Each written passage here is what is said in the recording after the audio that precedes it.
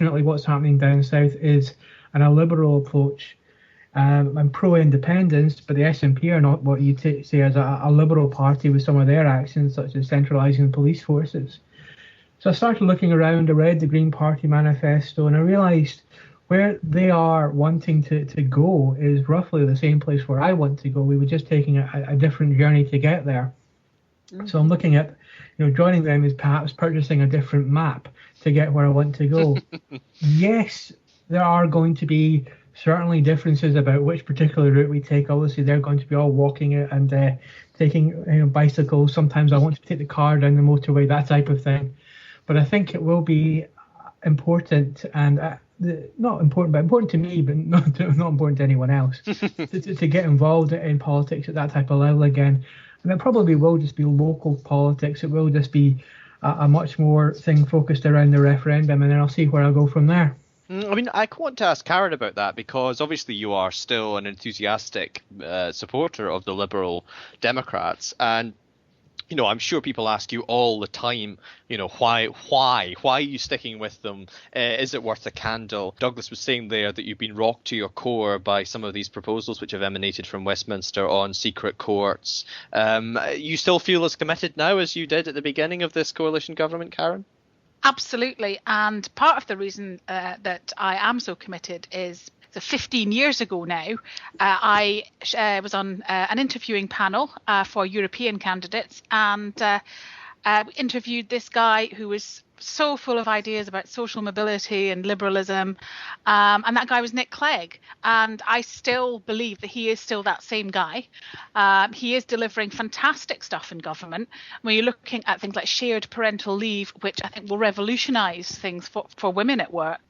He is doing things like cutting taxes for ordinary people, but particularly things that are interesting to me is the way that he has extended and made better mental health provision treatment in England. That's the sort of guy he is. He is not the kind of Thatcherite spawn of Satan that he's sometimes portrayed as up here. And he is delivering good stuff. He's made some mistakes, I think. Secret courts is one of them. It's kind of galling, really, that the reason that they don't apply in Scotland is because Kenny McCaskill declined the opportunity to put them through the Scottish Parliament as well. But we are only a Sewell motion away from them applying in Scotland. I was interested in particularly something you said there, Douglas, about the lack of sort of liberal voice, a liberal sensibility in Scottish politics. I mean, you said the SNP, but I would generalise it to Scottish politics more generally. And this is one thing I've been struck this week. I won't rehash the issues, but I wrote a blog post about a guy who was convicted of wearing a shirt which caused a breach of the peace, according to the High Court, and the shirt had a certain offensive statement about poppies. And actually, I'm persistently struck in debating Scottish politics with people, and particularly with the kind of communitarian left of Scottish politics, that they mistrust the state, they mistrust police, except insofar as you get into these kind of more liberal issues, and then they're all in favour of, banging up daft wee boys for speech-related things. They're not terrifically interested in civil liberties and a limit on states. That's certainly my view on it. I wonder, Michael, is that something which resonates with you, or is that just my sore hide after these battles with various people? I think the easy answer to that question is simply to listen to the Proclaimers' song, Everybody's a Victim. The Lib Dems are a liberal voice in Scotland, but one of my primary concerns, and one of the reasons why I did let my membership to lapse, was that I didn't feel that they were focusing on that. There is such a desire and an interest and a focus in the Scottish Liberal Democrats at a leadership level on the referendum campaign, on things that are like, for example, to do with the SNP, or the recent things at conference about the relative power and position and status of the Northern Isles when it comes to making decisions about the referendum and things like that, that the Liberal voice was lost. The Liberal arguments were very rare to come forward in terms of saying, well, actually, we are a small party. We know what other party has power in the Parliament apart from the SNP, so we can say these things rather than constantly attacking them on a point that will be eventually dealt with by the referendum. So I think that's one of the reasons why I did opt to go with the Greens, because I do know that Patrick Harvey has a different focus. So I wouldn't say that the Lib Dems are not a potential force for a Liberal voice in Scotland, but I would say one that they're focused on other things right now. What do you think about that, Caron? I totally disagree with that. I think Willie Rennie is kind of in some ways being quite the responsible adult at times in trying to build this consensus between Labour, people who don't want independence, between Labour Conservative and Liberal Democrats, on more powers for the Scottish Parliament beyond the already significant transfer of powers that happens within the Scotland Act. And he's been leading that process. He's been very clear that also that in reaching out to the SNP, saying there is a place at the SNP for the SNP at the table if Scotland votes no next year, and he means it. And I think he has been extremely constructive as well within the Scottish Parliament as well, on things like minimum alcohol pricing and college funding and things like that. Now, the Orkney thing, I think at our conference where we passed a motion saying that, Orkney and Shetland have their own voice in the constitutional settlement, that was more about attacking the SNP on centralisation than actually seriously giving some sort of crown dependency status to Orkney and Shetland. I think there are too many complications with that to have been solved in a half-hour conference debate. But it was just basically Tavish Scott having a good rant at the SNP for centralisation. And he was right, because they will centralise anything that sits still for more than 20 seconds. And that what they've created, they've made a right burach with the police service, really. They've created a situation that is bound to fail with people with conflicting responsibilities, and they're going to need new legislation to sort it out.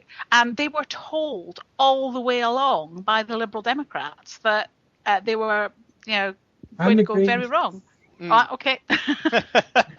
Though presumably, all I would say about that is that, I don't feel very strongly as a kind of operational matter about the centralisation of the police, but I can certainly see that there isn't, in terms of future constitution planning, much of a story in the Scottish National Party about what an independent Scotland might look like in terms of, say, a federal structure. Somebody was saying to me, and it kind of tickled my enthusiasm a bit, that wouldn't it be nice if Scotland actually had a federal structure, and you actually, folk like Shetland and Orkney were part of that sort of federation, and that we thought about it more in that kind of way than sort of seeing a kind of mini-me Westminster Parliament in Holyrood, which exercises an absolute national sway over all of its territory. I thought it was interesting, and I think that is probably a fair critique one might make about the Scottish National Party's constitutional vision.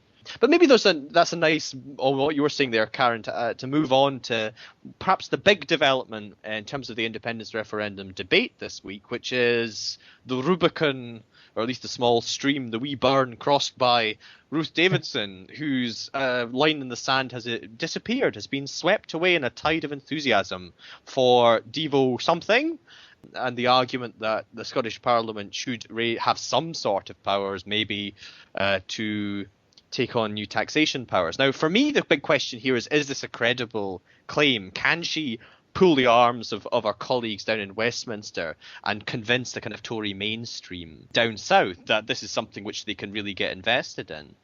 Michael, I don't know if you saw this speech, but what did you make of it? Do you think it's a credible case from Ruth Davidson's that the Tories are now great enthusiasts for devolution?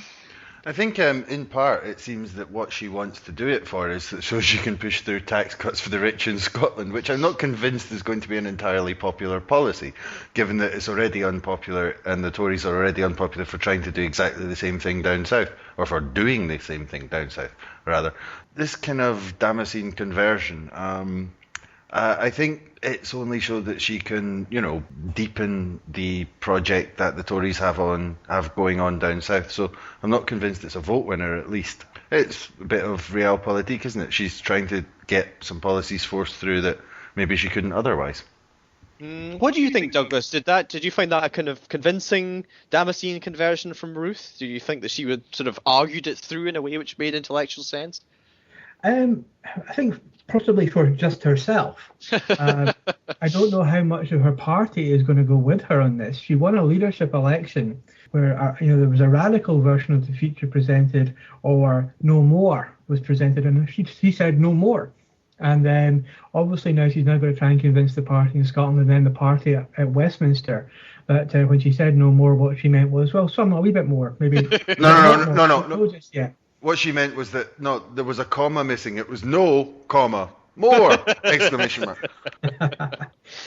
So I think it is quite difficult for her to offer, a credible direction unless a large number of, her party members come back out and say, well, yeah, we voted for her when she said this, but now that she said that, we completely agree with her.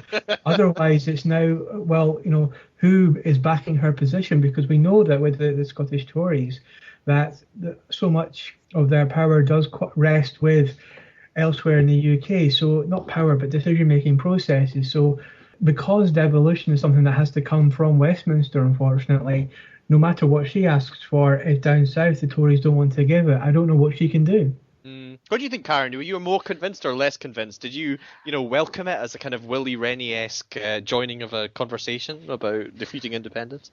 Well, I think it's a positive move in the right direction, because I think that I'm not convinced that Ruth is immediately going to embrace the kind of liberal version of home rule. I think it would be great if she did, home rule and federalism. But I think that we've got time to explore the common ground between the three parties and with the rest of kind of Scottish civil society as well, and try and build a consensus for where we go from here. But I think it's very encouraging that the Tories have finally realised that there is a potential for Scotland developing more of its own way. Because I wanted to... Sorry. Caron, please. And obviously there's going to be different perspectives that we will all have. The Liberal side, the Labour side, the Tory side, we'll all have different versions of what we want to do with that power or with those powers. And when she's talking about tax cuts, we're talking about devolving power right down to local communities. Labour, I'm not quite sure what they're saying at the moment, but they are certainly accepting that there will need to be greater devolution along the way. So I think that it's all encouraging. Because I suppose, with my nationalist hat on, because I know you and I, Caron, disagree on this particular topic, the argument we seem to be getting from the SNP and Yes Scotland on these questions is, remember Douglas Hume, remember all of these nice promises about devolution, they're all moonshine, they're not going to happen. So, and also I think a simultaneous second track, which is to say that there's a sort of home rule journey. I know that's a metaphor that Alex Salmond's used before, which sort of represents devolution as a staging post on the way to independence, and therefore argues that independence is somehow justified or anticipated by a kind of increasing self-rule that goes on. What I think we haven't seen from the SNP particularly, except perhaps on Trident, is an argument for why independence would be better than any devolution offering which maybe comes down the line. And I worry a bit from a kind of Yes Scotland strategic position that it is perfectly possible that the three parties, under the aegis of Willie Rennie or whoever, come together with something that looks sufficiently credible to the Scottish people for arguing that we'll do more devolution if you vote no. Now, that is it's a contingent possibility which is perfectly plausible. I don't think it's necessarily going to happen, but it might happen. And so my question would be, well, what does the SNP, what does Yes Scotland do then? Because you can't sort of say, well, yeah, we told you they weren't going to do this, and then suddenly we've got a convincing prospect, which is right in front of you. You have to begin now, I would argue, making the case for why independence does things which aren't possible under even quite a generous, slightly generous devolution package. Douglas, what do you think about that? Because you are a kind of independence-supporting man yourself. Does that ring a bell with you at all?